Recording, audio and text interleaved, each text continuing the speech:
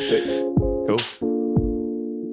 Kia ora, Pera. Welcome to the podcast. Kia ora. Thanks for having me. Thanks for jumping on. When I first got in touch with you, you've been somebody who I've wanted to get on the podcast since I started this little kaupapa called Beyond the Surface. And thinking back, I think we first connected back at a speaking engagement. I think it was at Scott's College. Yeah, true. And we were both speaking through there. I think I had to speak after you, and it was just the hardest thing to follow up. But before we get into things, do you mind just introducing yourself, bro? Yeah, cool. Kia ora, bro. Yeah. Firstly, nei rā te mi ki a koe mo tō manaaki. Thank you for having me here and for hosting this kaupapa. He uri tēnei no Ngāti Raukawa ki te tonga, te atiawa ki whakarongotai, Ngāti Tōranga Tira hoki, i te puaka ki Ōtaki, e noho ana mā tuku whānau ki taua nāne. So I'm called Pera, Barrett tōku ingoa. Kia ora, bro. My name's Pera, as you know. So I'm descended from the iwi of Ngāti Tōranga Tira, te atiawa ki whakarongotai, Ngāti Raukawa ki te tonga. That's where I come from and contribute to. Grew up in Ōtaki and am living down here in Tawa now, just down the road. With Kahu and my daughter Huhana and my beautiful wife Danielle. Awesome. Cheers, bro. Well, you're somebody who wears so many different hats, and when I was speaking to people, when they're like, "Oh, who have you got on the podcast next?"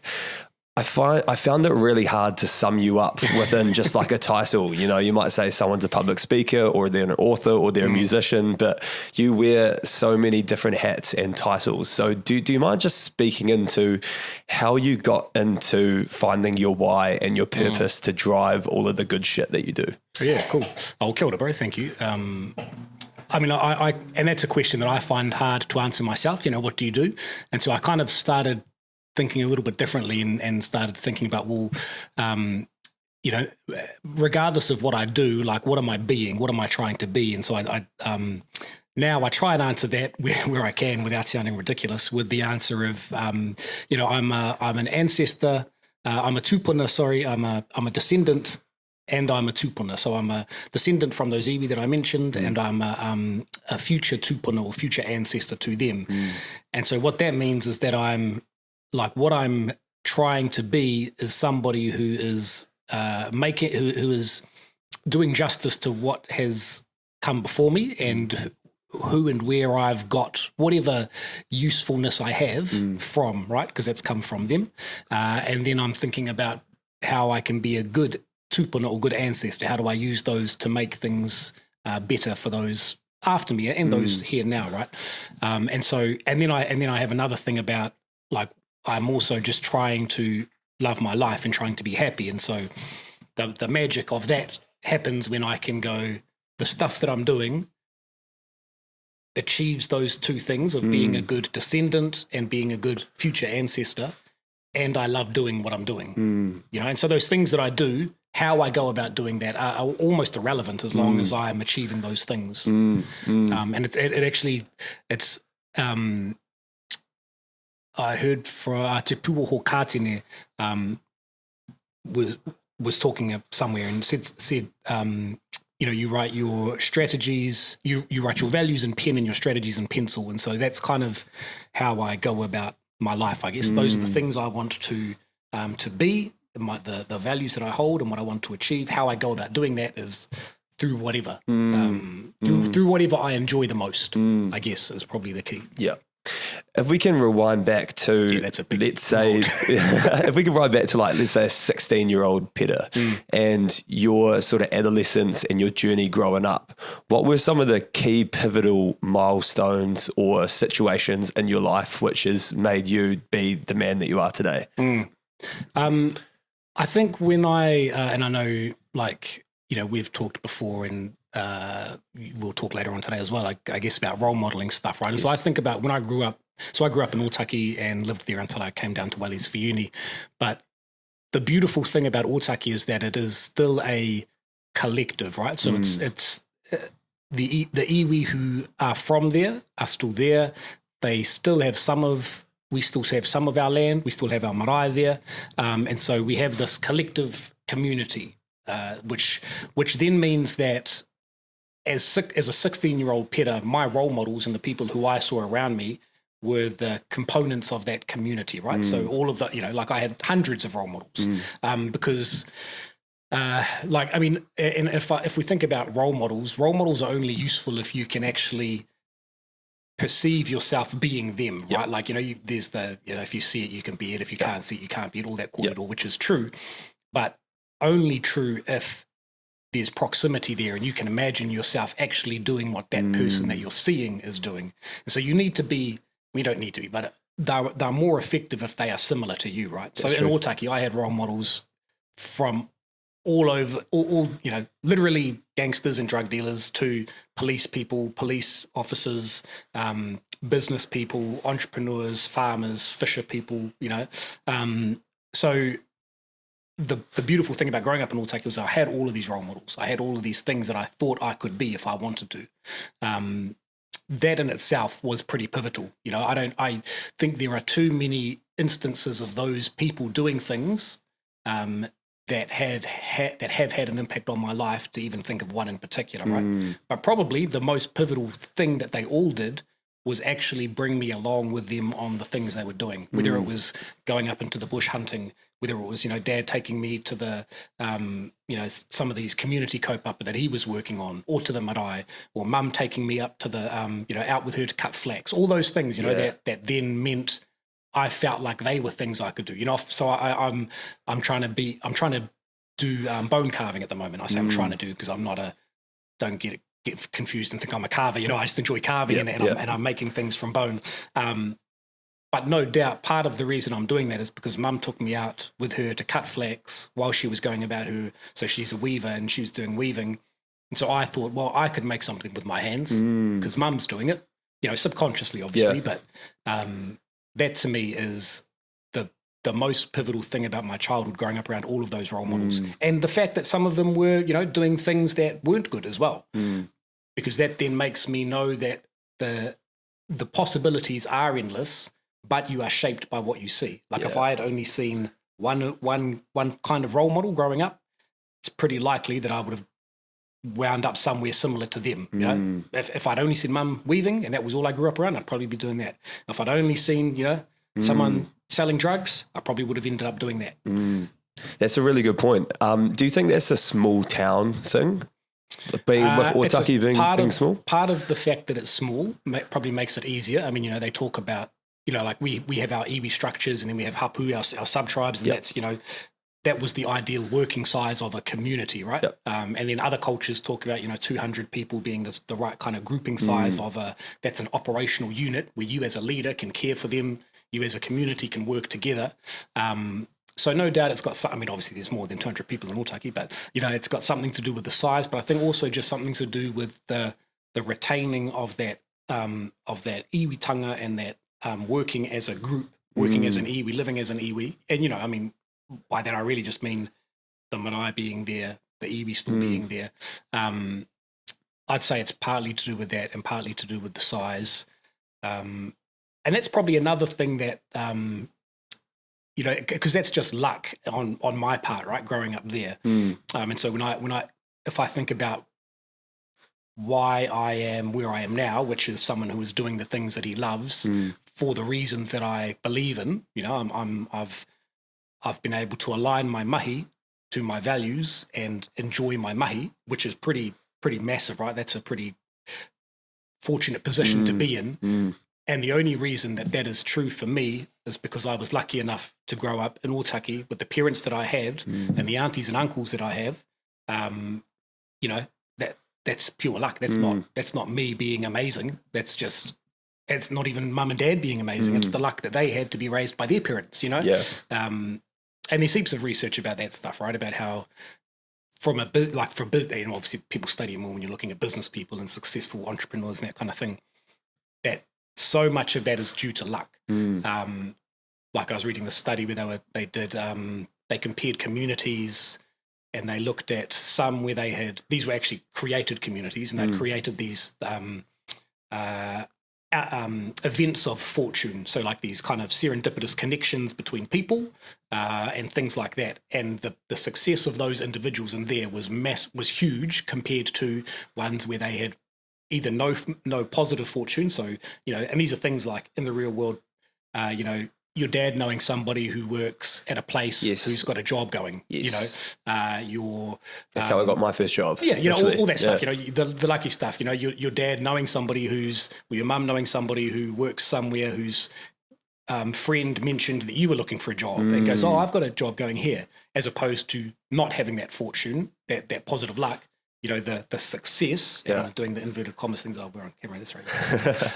The success of that person was much more dependent on those elements of luck and those fortunate events than on their talent. And so they built that into the study.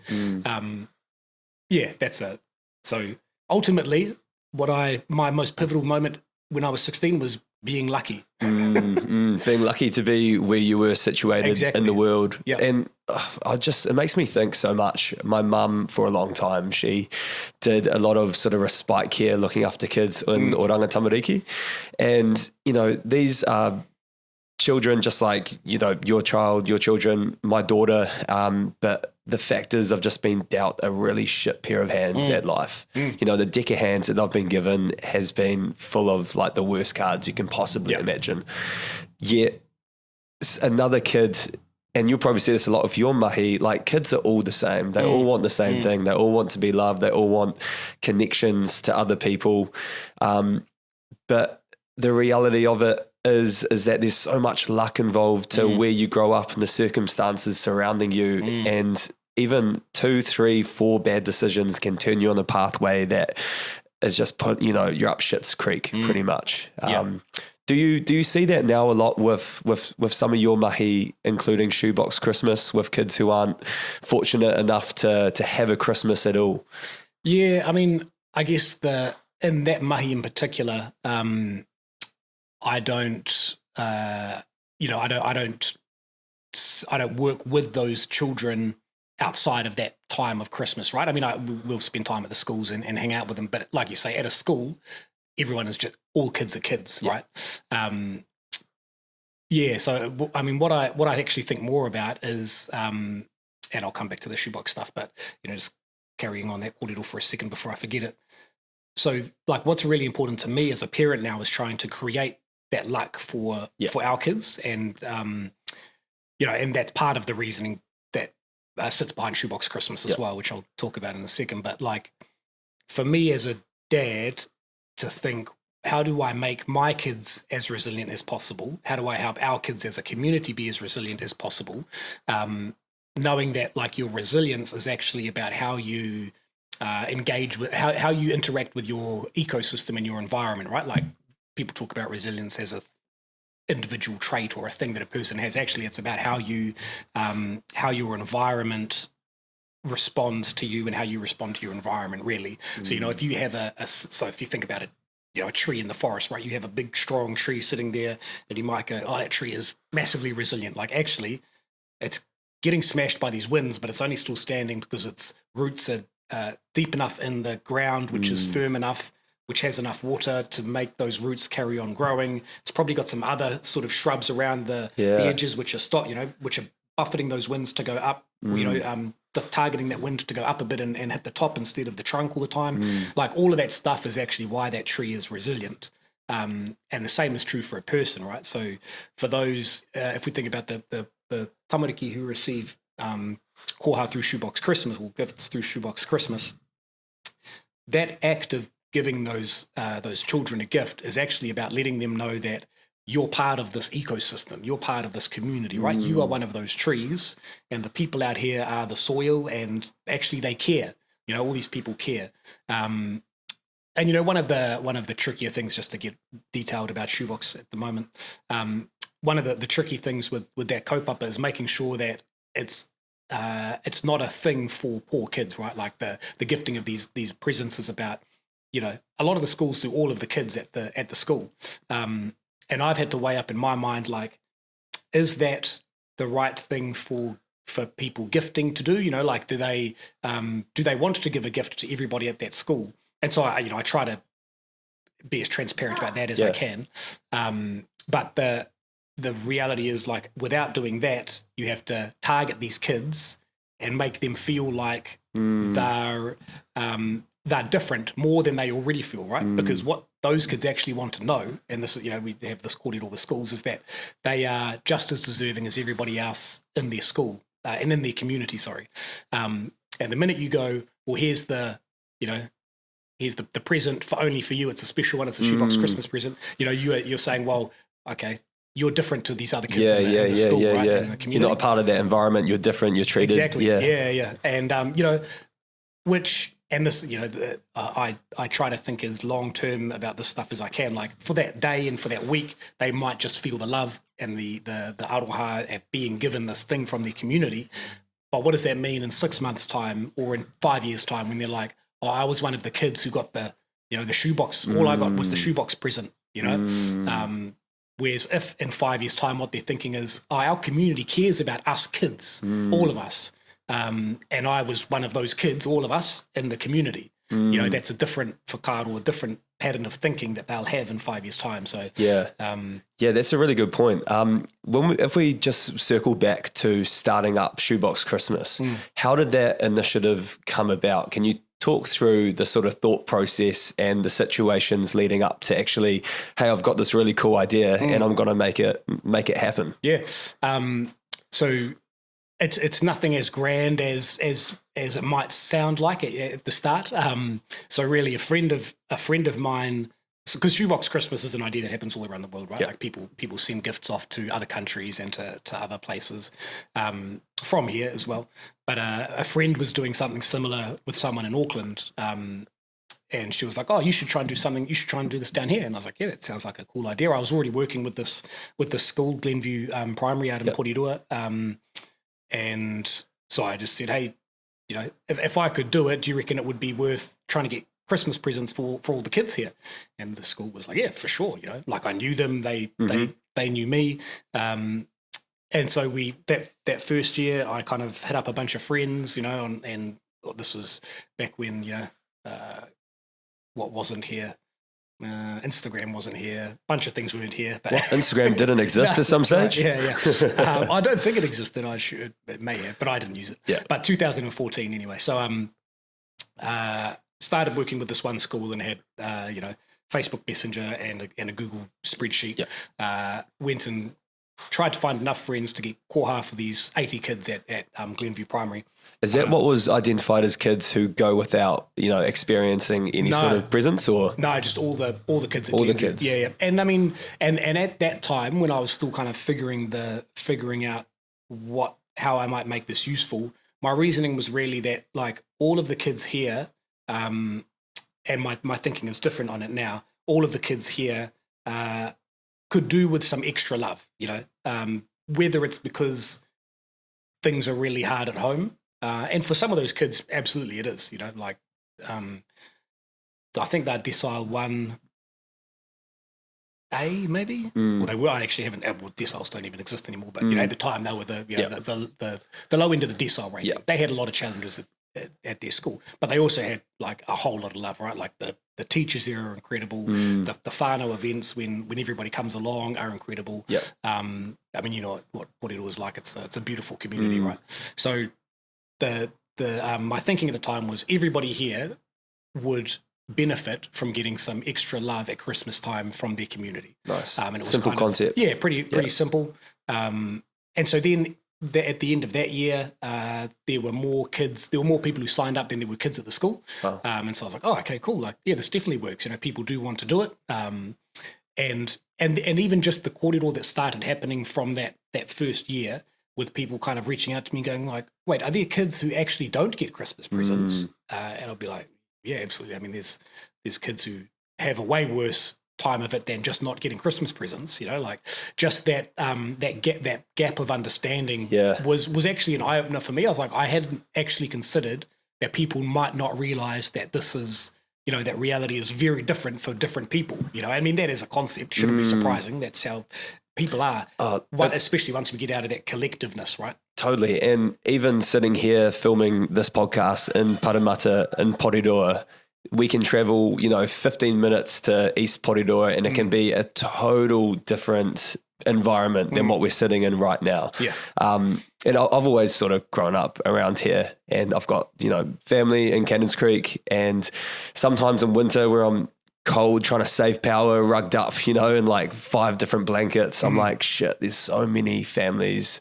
that have it so much worse, and some like that don't even have the ability to, turn on a heater to warm up because they don't have enough money to pay for their power bill. It's so diverse in Porirua. I think that's what lots of people might not understand. Like you got the affluent areas of Whitby and Aotea suburbs, but there's two ends of the coin for sure. Yeah.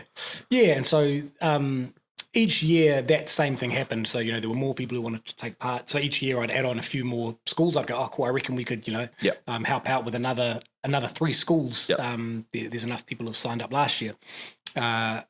Every year that same thing happened. And I guess one of the things that I was lucky enough to bring into that kaupapa was like my day job had been working in, well, actually not for the whole time, but was working in product. So as a digital product owner, where the idea is you have a thing and you try to iterate it and make it better based on how it works, right? Based on how people react to it and use it. And so it's quite cool to look back and go 2014 through to last year about the amount of kind of improvements and, based on what people found hard last year, how can we make it easier? How can we make it better? From that 80 tamariki in 2014 to last year, across Aotearoa, there were 17,000 tamariki who received koha through the kaupapa. Holy shit. And that's through like an entirely different, the thing is an entirely different shape now, right? So the very first years, people would come and drop the gift off to me at my work.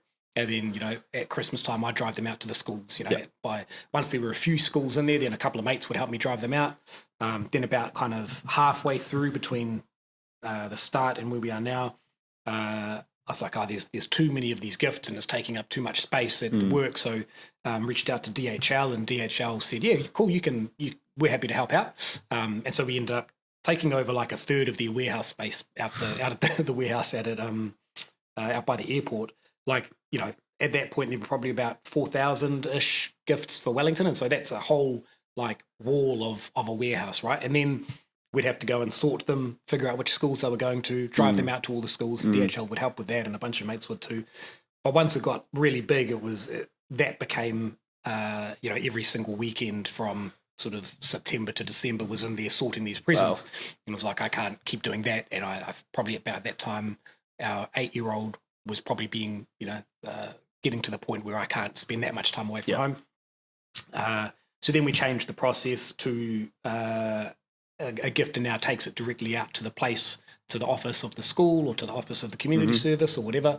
And that's kind of how it works now. And that was just getting to that point meant that now when people go and take their gift, they're even more connected into their community, and the feedback from people who take part is massive around the enjoyment they get of connecting with their community just by that thing of going to the school as well. Seeing the kids at the school that they're giving to running around, the kids often will be there as well. But thank you so much. That's a whole nother layer of connecting in, and another benefit of the kaupapa that I had never even thought of back in 2014. Right, like the aspect of what the gifter gets from it is actually just as an important and beneficial and valuable thing to try and draw out, because the more connected those gifters feel into our community, the stronger our community is, right? And the more resilient our community is, and the more resilient that little tree who's standing there gets, because, again, that soil is actually really excited about,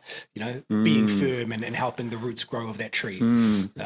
Why do you think we've sort of lost so much of the sense of community? Is it because we're, growing up in more sort of urban cities, work is more fast paced than it ever has been, social media is there, we're more connected but disconnected?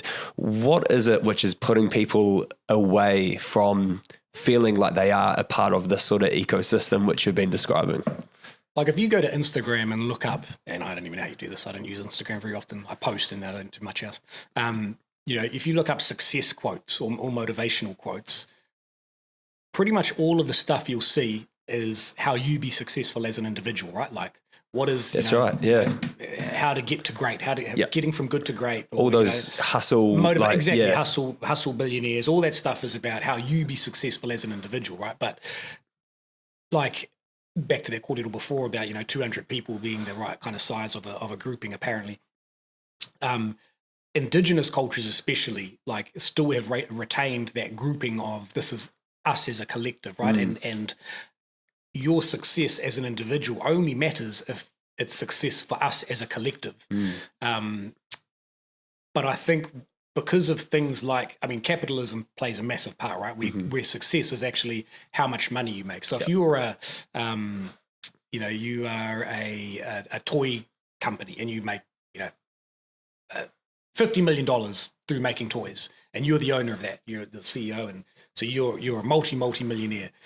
If you're part of my collective, if you're part of my, and this is my personal take, and I wouldn't say I'm that unusual in it, but I don't actually care if you're successful.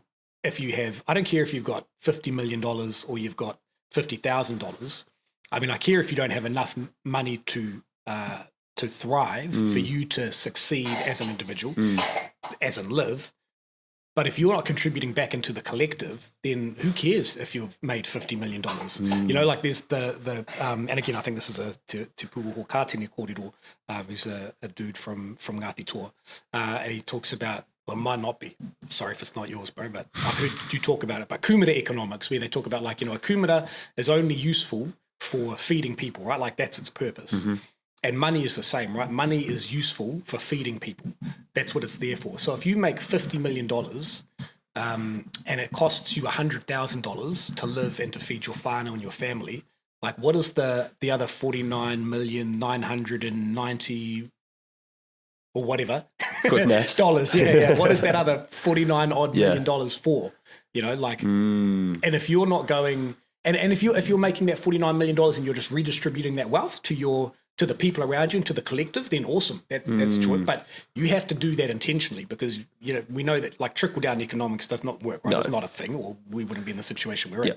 So if you have all of that money and you are not intentionally making the rest of our people, your people, humans, your iwi, your collective, your community, your town, whatever, successful, then what's that $49.9 million even for? If you get another car, another 15 cars, another house, another whatever, you get to fly around in a private jet, you get to move over to Dubai and buy jewelry or whatever, like who cares except for you? And maybe that's cool, that's up to you, but that is not helping anybody else's success, right? I know I've seen people talk about, well, what I do is I share how I'm achieving my wealth and, I'm spreading the knowledge and all that. It's like, what?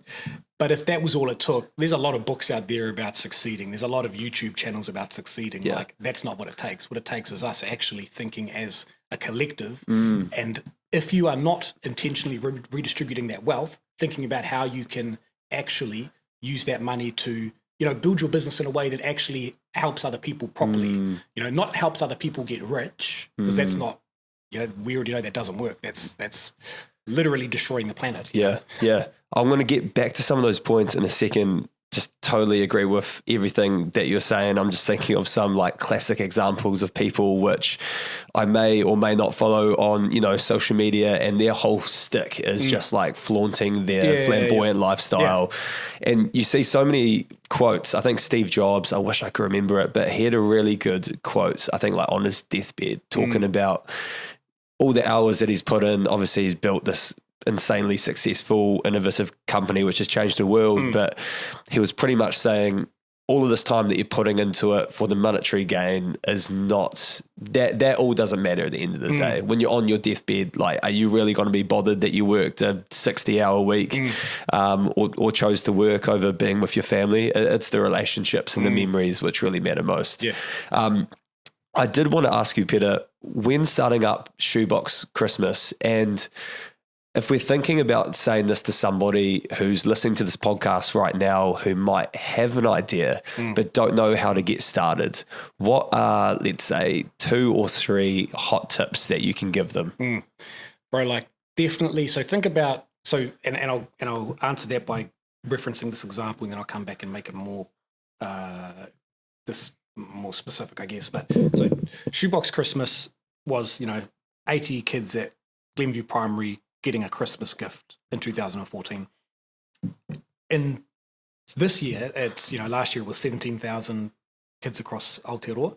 This year it's a rangatahi leadership program with 6 rangatahi leading the project in their areas, learning transferable skills that they'll be able to take out into other places, including like the skill of being a role model and sharing what they've learned. So kind of creating leaders who can create leaders and who can find work that they love doing, which is awesome, right? And that was never the plan. I never thought that's what it would be, because I didn't even know if it would work trying to help these 80 kids have a choice Christmas. But the MVP and the smallest slice of getting to where we are today, back in 2014, was going to that school and saying, could I try and help 80 kids have a choice Christmas? So figuring out, and the test there was whether or not there were going to be enough people to actually do it, to sign up and get involved. So the biggest piece of advice that I always give is find the smallest possible version of the thing that you want to achieve, right? And figure out how you make that happen. Like now we have a website, we're building a platform, a second platform. We've got all these things that do it. If I had gone in 2014, I want to have a website and a platform and a rangatahi coaching leadership element as well. I want to do all these things. Before you'd even started. Before I'd even started, I would have. And I mean, you can define those things as aspirations, right? Like that's always useful, or sometimes useful. But if you haven't figured out what's the smallest thing that I can do to figure out if this is even a viable idea, if this is even if this thing could exist in reality, because there's a million ideas that I've had that cannot exist in reality. Some of them I've tried, some of them I've just gone, that's stupid, Pera, what are you doing? You've already got enough ideas that you're trying to bring to life. But, find the thing that you can find the smallest possible slice of your outcome that you're working for, and figure out how you will make that be a thing. What needs to be true for that to happen. And so, like I say, for me, that was finding the school who I knew. So, you can dive down deeper into how do I find what the MVP is, right? You go, what are the opportunities that I already have that I can leverage? Yep. My workmate, Ben, just showed me this thing the other day, just in case you're listening, Ben, so you don't think that I'm trying to steal your kōrero, but about, bright spots and things that you can leverage, what already exists that you can leverage, make the most of. So for me, in that case, it was I already have a relationship with the school, Glenview, so I can leverage that relationship to test this idea. And that sounds mechanical and kind of gross when you say it, but that's just, if you're thinking about it in a business sense, that's what it is. That's always the single biggest piece of advice that I give is find your MVP, and then you work backwards from there. How do I build the MVP? All that stuff is pretty mechanical, but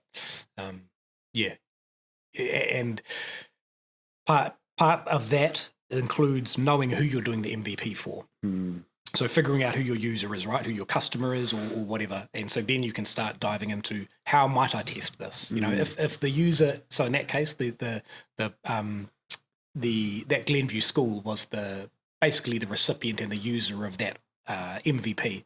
So I knew who to go and ask if this thing was going to work, right? So often someone will have an idea that might have grown out of them having a desire for a thing, a want or a need, but they haven't identified who the actual customer is, right? Because it's probably not going to be them, really. They're trying to do something for someone else usually.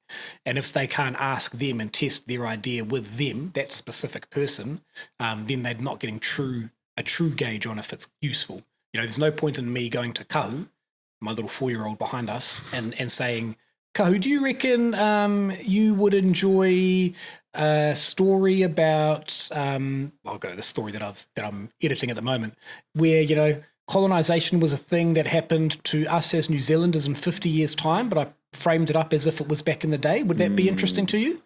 There's no point in me asking him that. He's not the target audience. But, someone who is the target audience, that's who I should be asking that of. What about consistency when getting an idea started? Yep. So consistency as in carrying on from that idea through to the end of it. Yep. Like the idea staying the same. Yep. So definitely that kōrero about, your values being in pen and your strategies being in pencil is really important, because what you're testing, right, is whether or not you have the right idea. So if I'd written that, if I had that idea of Shoebox Christmas and not had that idea, if my mate Mel had, gifted me this idea, and I'd gone to Glenview Primary and they'd gone, no, 50% of the kids here don't celebrate Christmas because of their religion. For me to be consistent with that idea would have been, no, look, I'm just going to, and again, you read this in those motivational quotes all the time, right? Like, no, push through with your idea. It doesn't matter if, they'll come around, don't listen to the naysayers. Like, actually, if the naysayers are the people who you're doing the thing for, like, bro, listen to them. Because it's not a dumb idea, but it's just not, you haven't got to what it looks like in real life yet. Yeah. Because actually maybe the best thing to do was a birthday present for those kids, and that would have been half as useful if I'd gone ahead and gone Christmas gifts for everybody, and 50% of the kids were like, this is actually really offensive to me and I can't take it home. Yeah, exactly. But consistent to my value would have been, I want to use my relationship with this school to give these kids a cool experience. Maybe it was birthday presents, maybe it was, putting on a class trip for them. Don't know, but the value needs to be consistent, and it is if you are acting on your values. If you're acting on someone else's values, which is what a lot of us do in our 9 to 5s, right? We go and work for places whose values are different to ours, and we find out that we don't enjoy it, and that's when it becomes a mission to get to work. What about when it comes to the consistency of always showing up? I feel like a lot of people, they can set up, if it's like a business or a new idea, they might be really pumped up. And I've had it, to be honest, with the podcast at times to time, where, consistency can lack. How do you personally keep yourself so consistent across all of the different kaupapa which you're across? I mean, I probably don't. So I guess the thing I'll say is that if you start a thing and and the value is aligned, and you are enjoying the work, then you'll be consistent with it, right? Then you'll carry on doing it. If you start a thing, because you got to remember, people have different personalities make you better at different things, right? Yeah. There's, people talk about starters, people who are good at starting things and can't finishing things. That's a real thing. Like, the way people think and the way their default, the way where they go with their default pattern of thinking makes them better at starting things than carrying on with it, right? And I'm kind of like that, but I'm probably a bit more in the middle than only being a starter. Yeah.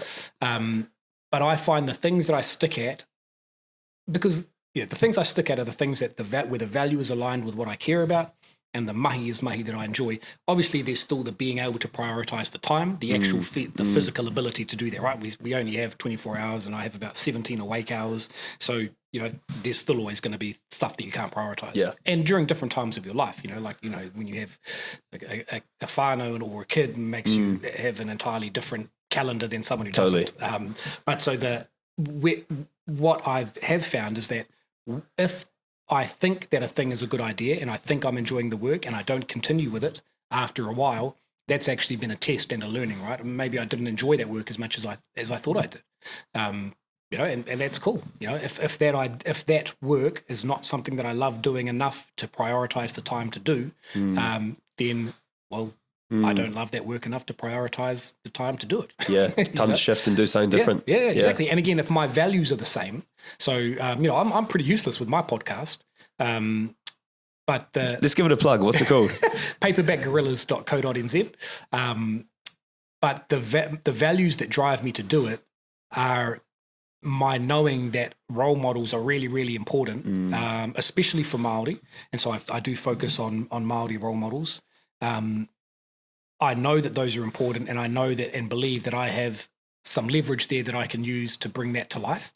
I don't always get to do it through my podcast as often as I would like to, but the rangatahi coaching program is exactly that, right? So part of the way it works is that we focus on particular skills, and then we go and apply those skills into the the phase of the project that we're at the moment. So whether it be sign-ups, managing relationships with schools, resilience, all the different parts of basically project management, program management. But we also then bring in mates who are good at these different things to talk to them about that. And wherever possible, they are Māori role models, So my values and the bringing to life of those values is happening in this rangatahi leadership kaupapa. But, that means that I don't have as much time as I did for the podcast at this time last year. And that's cool, I don't get too upset about it, I always get a little bit annoyed at myself. But I think there's always things you can always rely back on in terms of your passions. And like podcasting, for example, it's always there. You pick up a microphone, you can get going in a second, or get somebody in similar to what we're doing. I think that transitions us really nicely into role models and role modeling, especially for rangatahi, for young men in particular. When I look across society at the moment, my Instagram feeds, just, news, media, everything, it's filled up with this guy, Andrew Tate. He's everywhere.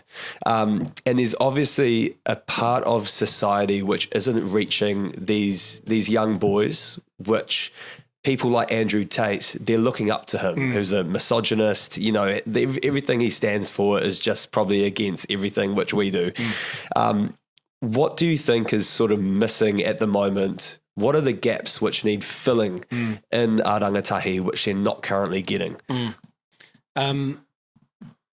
So I think the biggest thing, the biggest gap when I think about society and I think about the reason that people like him can have a platform and the reason for a bunch of other things we have, right, actually goes back to...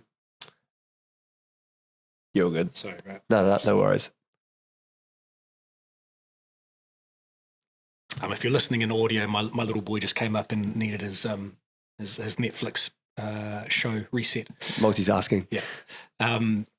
I actually think the biggest gap in society that we have and that creates those issues is that collectiveness thing that I was talking about. The more we have people who are just focused on their individual success and not thinking about how they can contribute back into their collective. And again, like, this is easy for me to see because our iwi and our Māori rōpū or Māori groupings still exist. In a sense, we're really lucky. Well, we are really lucky that is true. We still have those groupings and we still can, nowhere near where we used to, but can to a tiny degree compared to, Western society operate as a collective. It's pretty hard. Like if you were to go and ask people here, like, what is your collective grouping that you feed back into and you receive from? I don't know, like I've got a, maybe you were lucky enough to live on a friendly street, right? And so if I think about that, the resilience being a thing of how you being really a measure of how well your environment interacts with itself and with you, that's how resilient you are. A street that is connected as a community, there's an earthquake, right, in Wellington. Not that big surprise. There's an earthquake in Wellington and there's a street there who are all connected, and there's the street over parallel to them are just a bunch of individuals. The street who are connected, they're sharing their water. Someone's got a civil defence bucket of water. Like my neighbour actually has one of them, Kia ora, Richie. And he's connected with his street, and so he's sharing that with everyone else's water is cut off. The power's cut off too. Someone else over the road from us has got, a little generator because they're an event hire dude. And so he's got that running at night, and everyone can go around there and, warm up on the heater. Someone else down the road's actually got a big, one of those outdoor fires. So we're able to go and cook food out there. That street is resilient. The street over parallel to them, they're all individuals. Yeah, there might be a dude who's got a heater or a generator to run the heater, but he doesn't have any water. The dude with the civil defence bucket of water doesn't have anywhere where he can cook his meat. Like that can. So yeah, I've kind of gone off track. But if you ask somebody what is your community and your collectiveness, most people don't know what that is. Most Māori who are lucky enough to be connected to the iwi will often say, "Oh, my iwi, rah. But because we don't have that 100 role models that I had growing up in Otaki, often, though if a boy grows up in Otaki and Otaki isn't still able to, they haven't been able to retain their mana motuhake or their kind of freedom and independence, they are then just, all of those young people growing up are open to whoever has the loudest voice, right? Whoever's got the biggest platform and whoever's talking the most, whoever's posting the most and reaching the most people on Instagram. That's who their role model is. If you have that kid growing up and he's got 100 role models who are nearby him, who are actually feeding him all of this positive stuff, or her, all of this positive stuff, all of these options, you know, you could be a fisher person, you could be a farmer, you could be a, create community kaupapa and work there. You know, you could be a computer developer. All of these things that you're seeing in your collective, in your community, and who you are connected enough and who are close enough to you for you to believe, I could actually be that. You know, it's not just me seeing it. I mean, I can see Elon Musk. That doesn't mean I think I can be him. You know, but I can also see, you know, Tamihana up the road in Porirua was a computer developer. You know, if he'd lived down the road from me, I'd be like, oh, choice. I could be a computer developer too. He's actually whanonga. He's our relation. So, you know, that lack of collectiveness and the kind of championing of individualistic, often capitalistic approaches to life mean that you leave these rangatahi out on their own, you know, because you're too focused on you doing your thing and succeeding in your business. And, you know, I want to get another car. And, you know, we just, I'm only doing these extra hours so that we can get the next story built on the house. It's like, if money is only useful for feeding people, what do you need another story on your house for? You know? I love that. I love that.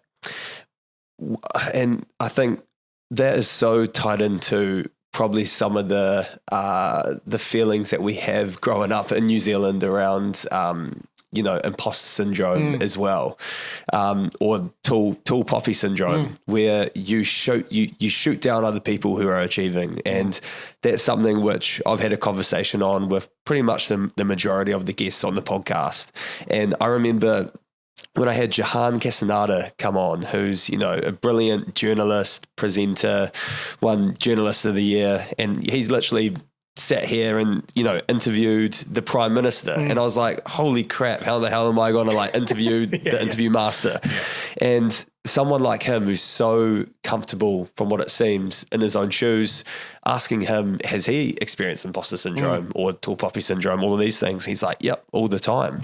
I just wonder what sort of relationship that has to this sort of focus on individualism.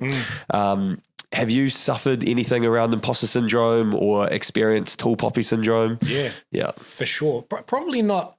I don't know if I've experienced tall poppy syndrome. Yeah, I probably have. I mean, when I was doing rap, hip hop, like tall poppy syndrome was probably just a part of the culture. Yeah, you know, like very, you know, aggressive, battle based. Yeah. Kaupapa, right? So it wasn't the fact that you were tall, that you were successful. It was the fact that you were another rapper. So therefore, you know, I should have a go at you. Or you should have a go at me. But that aside, I think the imposter syndrome thing is really interesting to me. Like I feel that most often. I think there was one example where I really noticed that in two worlds that I kind of am in, which was.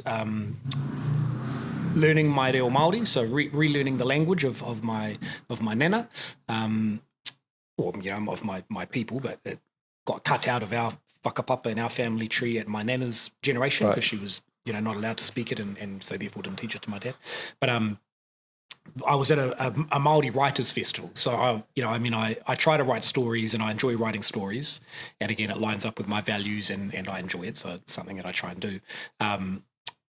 But I was at this Māori Writers Festival and I you know, just found myself struggling to have conversations in Te Reo Māori because lots of the people that I was speaking to were at different levels to me, which, you know, that's just the reality of learning anything. And also, you know, the same was true in the writing. The actual conversations were like, oh, these people are so far ahead of, you know, are so far ahead of me. And so, again, that is a very individualistic kind of take on what was going on there, right?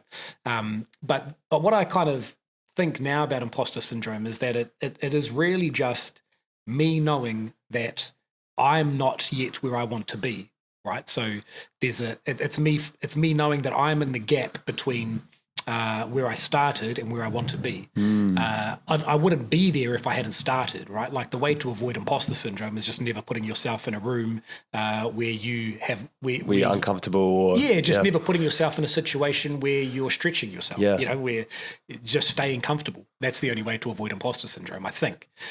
To me, it is literally just the delta between where you are now and where you want to be. That is imposter syndrome. Whether or not you choose to think about it in a way that is, that stops you from carrying on moving towards the thing that you want to be is kind of up to you, right? And most of the time when you hear people talk about imposter syndrome, it never seems to me like people are saying it stops them from doing something. It's just an uncomfortable, it's just discomfort, right? It's that little voice in your head, which is like, you're not good enough. Exactly, yeah. And I think that probably comes from, I don't study any of this thing or anything, but, I think that just comes from what your frame of reference is, right? If you've gone, that's what I want to be like, I really want to be like Noah. I really want to have this podcast that is, doing X, Y, and Z, whatever the measures are that that you have made visible that I think I want to be. And then I've gone, that's what I need to be, and I'm not that yet, and I feel crap about that,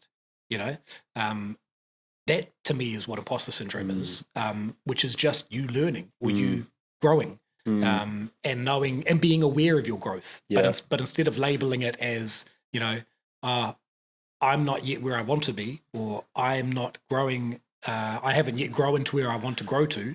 We call it imposter syndrome, and we kind of frame it negatively, which I don't think is a good thing. I think, imagine if we talked about that, like I talk about with our rangatahi in this leadership program. And this comes from stuff that I learned from Alana, Marriott, and Matua Dennis, who've coached me in different things. But they talk about the comfort zone, the stretch zone, and the red zone, right? So your red zone is your breaking point when you're learning something. Comfort zone, and you can think about it as three kind of concentric circles: your comfort zone in the middle, stretch zone, and then red zone. If you're in the comfort zone, you're never going to experience imposter syndrome, and you're never going to grow. You just staying comfortable. When you're in that stretch zone, that's where you're learning and that's where you're growing. When you're at the break point, that's where, okay, actually, I don't want to carry on doing this. And maybe that's where, if you frame it consistently as imposter syndrome and you only think about how you are not capable of doing what you want to do, that is probably when you end up stopping it, I guess. But I really like trying to frame it in a way where you're thinking about the fact that you are growing and stretching, and that's what that feels like. Yeah, and there's a fantastic quote as well when you mention the sort of comparison piece. If you see somebody you're striving towards, whether it's a goal or a KPI, it's comparison is the thief of joy. You're always looking over your neighbour's house, or the grass is always greener on the other side. And so then again, like if you can go back to that, doing the stuff that lines up with your values and thinking intentionally about that being the reason that you're doing it, which is something that I actually intentionally do. So I have a set of about 9 questions that I ask myself each morning. How well did I do in this? And there's about 9 of them. And one of them is about finding meaning in what I was doing. Did I find meaning in what I was doing yesterday?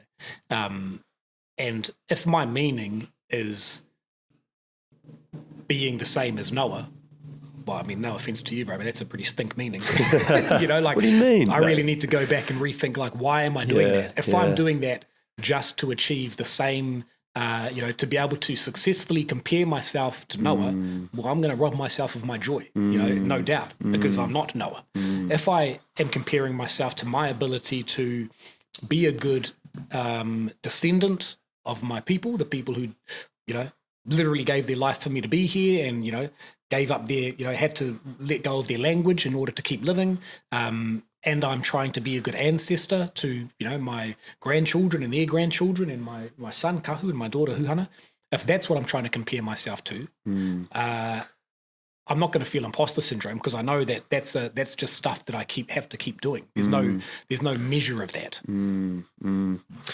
Before we wrap up, we've got some quick fire questions, but I did just want to ask you, Pera, what is your why? What gets you up out of bed every morning? Need to hydrate for that one. Well, I mean, conveniently, because you're such a good question asker, bro, asker of questions, It's we've kind of already talked about it. Like, I mean, my why is being a good descendant of the people that I'm from. And that goes right up. That's my mum and my dad, my nana, my great grandma, great, all the way, and I can go back about 10 generations, kind of trying to do justice to the fact that they've allowed me to be here, right? They're the reason I'm here. Trying to do justice to the fact that my iwi is the reason that I'm here, that I've received so much from them. And then trying to be a good, like I say, ancestor to my the people who come from me in the future, my issue,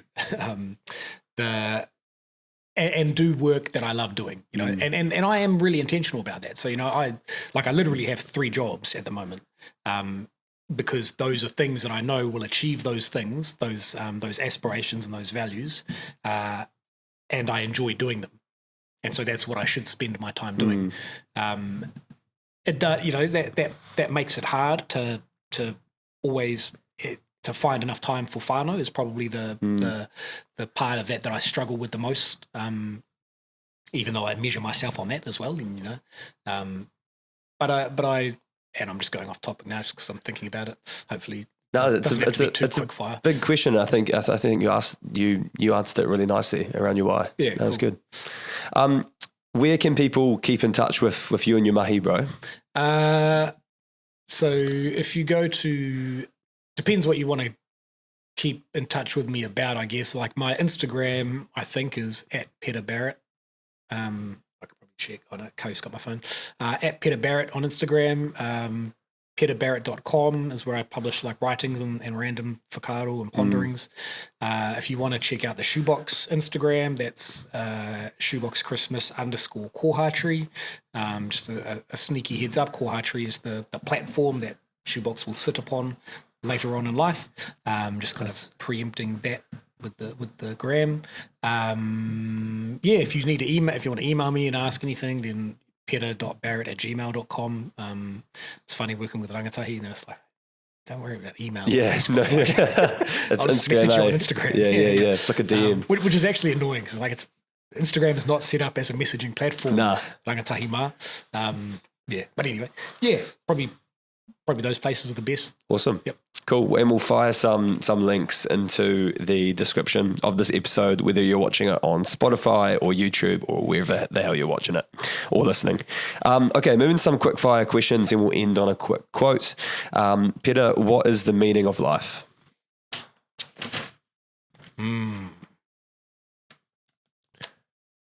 To enjoy the privilege of being here, and make sure it's, if not better than when you left it, at least as good. What brings you true happiness?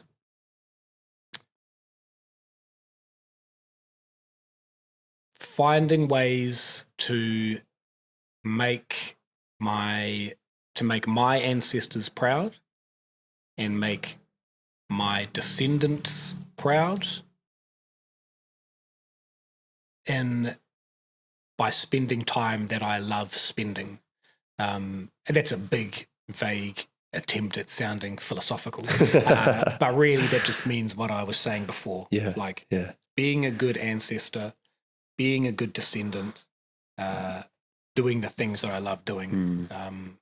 And like, if I think about, like Kahu is here right now, right? My 4-year-old, and that a lot of that actually just now means enjoying the little things and intentionally enjoying the little things, which might just be, so today is one of the few days that I've had in the last few months where I haven't had anything else on, right, except for this kōrero. And so I've just been hanging out with Kahu and we've just been doing things, but being me actually intentionally enjoying that time and going, I have the opportunity to spend time with my 4-year-old. And so I'm going to enjoy it, because what I see heaps of, and sorry, bro, I've gone right off. No, keep going. But like, you see so often, parents especially, like parenting is hard, right? And again, back to that kōrero before about collectiveness. And I think we've talked about this as well before. Parenting is hard because we try and do it on our own. Parenting is hard because we try and work while we're parenting, and we go, we've set up this not collective societal structure where we go, you guys should move out of your mum and dad's house and have your own house with, if it's a nuclear family, you've got your 2 parents there and you've got your however many kids and you just do your thing, right? And, actually you probably both want to work because that's the right thing to do as well to fulfill your personal ambitions. And so then how are you going to be raising a kid and doing that at the same time? It's tricky. It's just hard. Back in the day, you had your aunties and your uncles and the rest of the village or the iwi or the hapu or the community. They all helped, right? Everyone was doing it. So we've gone so far from that. And so you see and you hear parents trying to balance all those things, and instead of enjoying the time that they have with their kids, they're, snapping and getting hoha. And, one of the things that I check myself on each morning in this list of questions is, did I transfer, well, it's about the quality of time with my kids. And one of the questions is, did I transfer any of my hoha to my kids, any of my annoyance to my kids? And because what I found I was doing was like, I'd be in the middle of doing something and one of these guys would come and ask a question, or they'd be doing something, they'd be getting into a scrap or something over there. And I'd snap at them and I'd get angry at them way outside the scale of what they were doing, right? Yeah. And so it was nothing at all to do with what they were doing. Yeah. It was everything to do with what I was doing. And so I realized I'm just transferring my annoyance at either being interrupted or at this thing that is already annoying me over here that I'm doing. And so I've intentionally tried to make sure that I'm just enjoying the little things, which are just, going like what did we do today? We cleared some of the drains out the back of our house. We did a bit of digging. We moved a couple of logs around the place. Every 4-year-old's dream, things, right? Yeah, mundane things to me. But actually that, and Dr.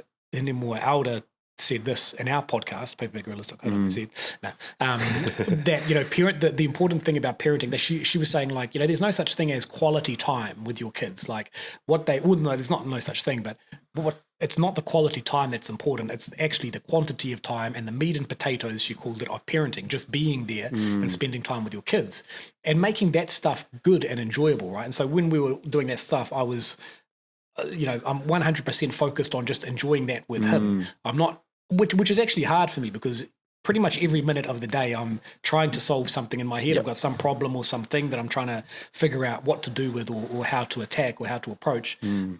But in, for that however many hours we were doing that mahi, I'm just focused on that and I'm enjoying that little thing of just spending time with Kahu. Yeah. And so, you had some other kōrero in there about mental health and well-being. That for me is really important. Is making sure that when I am spending time just doing the things I enjoy doing, not for other people, not for anything else, they're just things that I like the process of, which includes time with these guys, right? That I am actually enjoying it and I'm intentionally enjoying the little things. Yeah, and it's always slipping away from us, those little moments. In 6 years' time, he'll be 10 and maybe too cool for me. Exactly. In 6 years' time, Huhana will be 12 and she'll definitely be, what will she be? 14. She'll definitely be too cool for me by 14. Like, we're not going to be hanging out planting beans in the garden. No, you got to treasure these moments, eh? Yeah. You really do. That was an awesome kōrero, bro. Back to the quick fires. Advice you wish you knew about when you were younger. You can find work that you love doing and you should. Nice. What does legacy mean to you?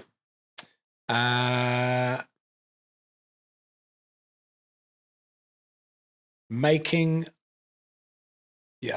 kind of the kōrero around making life better for my descendants as legacy, right? So I don't like the idea of, when people go, what is your legacy? I'm leaving this as my legacy. I don't want to leave a thing. I don't want to leave anything behind unless it is useful to the people who come next, right? The people who are coming in front of us. So there's no point in me, if I think about things like Shoebox Christmas or this Rangatahi leadership program or a book or a whatever, there's no point in that unless it is useful and good and serves the people who come after us. So legacy to me is doing things that are useful and makes life better for the people who come next. And not getting caught up in being, this is my legacy. caught up in leaving something to leave something. You know, people want to leave a legacy, but that's kind of like saying, I want to open a shop. Like, why are you opening a shop? What are you going to sell? Who's it for?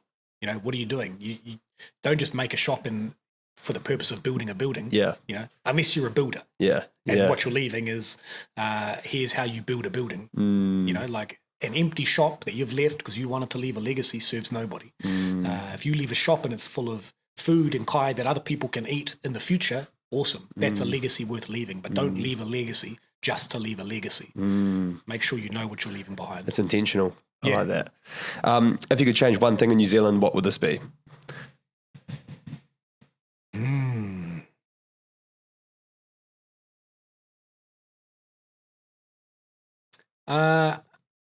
It's already, well, no, yeah. I mean, it'll happen through some of this te tiriti education stuff that's happening in schools, but just better understanding and empathy of others, you know, better understanding, better awareness even that there are others who you can understand, you know, that not everybody thinks like me.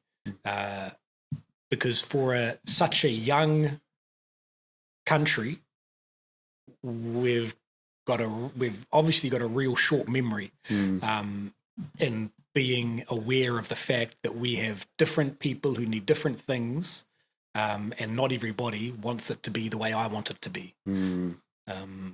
Which you understand when you've been in a country, when you're in a country where you've existed as a society for hundreds and hundreds of years, right? Yeah. Things move on, but I feel like in Aotearoa, we're pretty useless at going, all right, like, actually, this is the way I view it, but there's a whole other group over here. And if you think about things like the health reforms, for example, the amount of people who are like, that's a stupid idea. Whereas if you looked at the stats and the health outcomes for Māori, you would have to go, the system does not work. Yeah. Probably because that is a group of people who are not the people who made the system. Yeah. You know, like, so maybe we should change it. Yeah. Comes back to that sort of human-centered design stuff you were talking about earlier around testing things with people who are actually going to be consuming the product. Exactly. And not just going, well, actually this works for me, so it'll work for everybody else. Yeah, totally, man. I feel like we could yarn about that for another hour as well. Okay, last one, then we'll end on a quote. What do you believe is the main thing that is holding back young people in New Zealand? The old people in New Zealand. Boom. That was so good. Another one of that's probably my favorite response to that. My other mate, Corin, who I had on the podcast, his response was vapes. I thought that was pretty good. So this is a quote by Jim Whittaker. I actually heard the quote before finding out who it was. He's the first American to summit Mount Everest.